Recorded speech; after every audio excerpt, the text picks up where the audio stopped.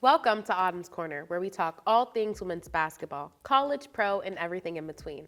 I'm your host, Rylee Kearson, a first-year public relations scholar, and today we're breaking down the plays, the players, and the passion driving the game. I have Autumn here with me. Let's tip it off. I'm Autumn Haddox, third-year broadcast journalism scholar from Nashville, Tennessee. So let's get into it. A'ja Wilson finished the season as the WNBA MVP, Defensive Player of the Year, and the Finals MVP in a 4-0 sweep of the Phoenix Mercury.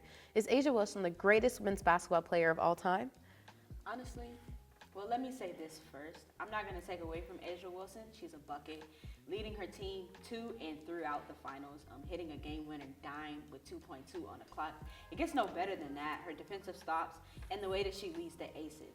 She is on the come-up to be one of the greatest players, women's basketball players of all time. But honestly,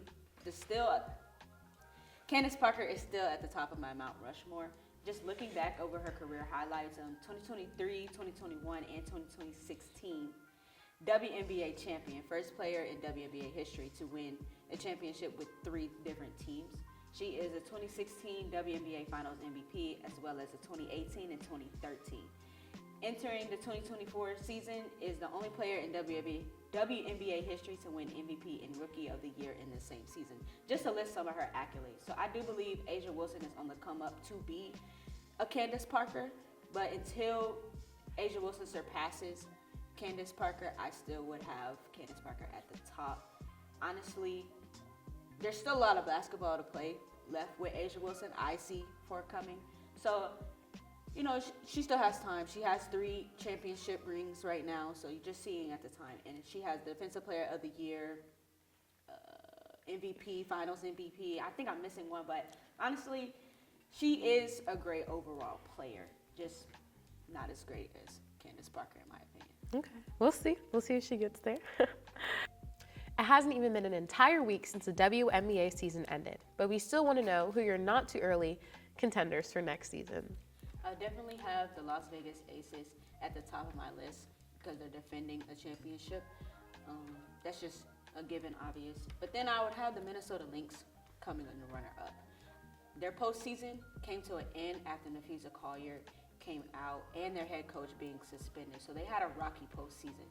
So I would want them to come back even stronger. You have Nafisa Collier returning and you have Dejanay Carrington. So I want to see more of the postseason from them. The next one I have is Indiana Fever with Caitlin Clark returning from injury and Kelsey Mitchell returning from injury. Kelsey Mitchell carried her team throughout the postseason going into the finals. And I do believe if Kelsey Mitchell did not get hurt, they could have beaten the Aces to go into the finals without Caitlin Clark, and that says a lot.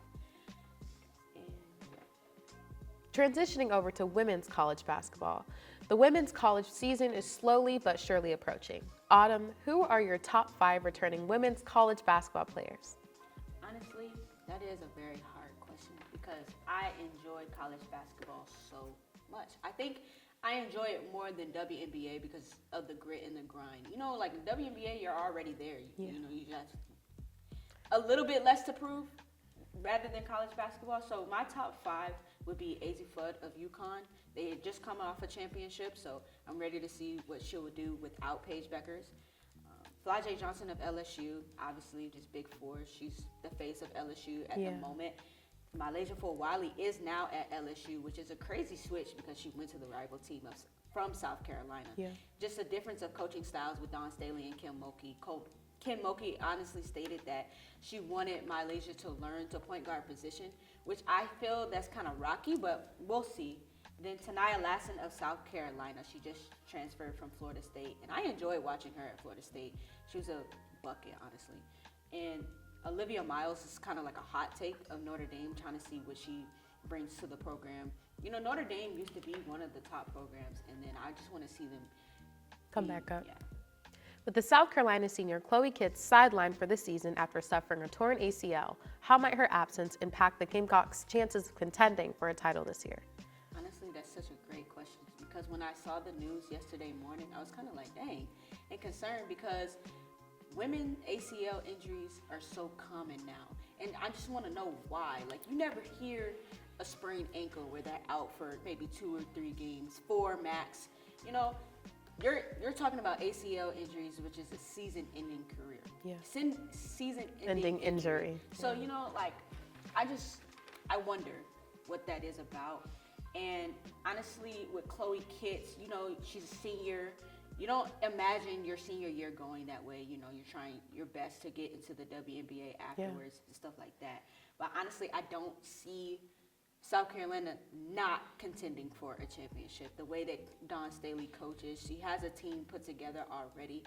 It's sad, but I don't think Chloe Kitts' injury will impact it to the point where South Carolina will not contend. Okay, kind of on the same topic. How do you think Juju Watkins' season-ending ACL injury impacts the USC and women's college basketball overall? Honestly, now that's a different story. Juju Watkins is the face of USC. They went all the way, and then she tore her ACL, which is terrible, and she decided to sit out for this season to recover. So honestly, that hurt me, because I was like, dang, I was ready to see Juju come back. And, they fight for a championship. But the overall landscape of women's basketball, I just want to see a fix. And I don't know what is going on with the ACL. I don't know, like maybe the training or stuff like that. So I want to see better with that. And the impact with USC, honestly, she doesn't have Kiki to help her throughout. So I'm excited to see what USC can bring to the table in the absence of Juju Watkins, but I don't see them contending because they don't have their face of the team. Yeah. That's a wrap for today's episode of Autumn's Corner. Thanks for tuning in. I'm Rylee Kearson. I'm Autumn Haddox. See you next time.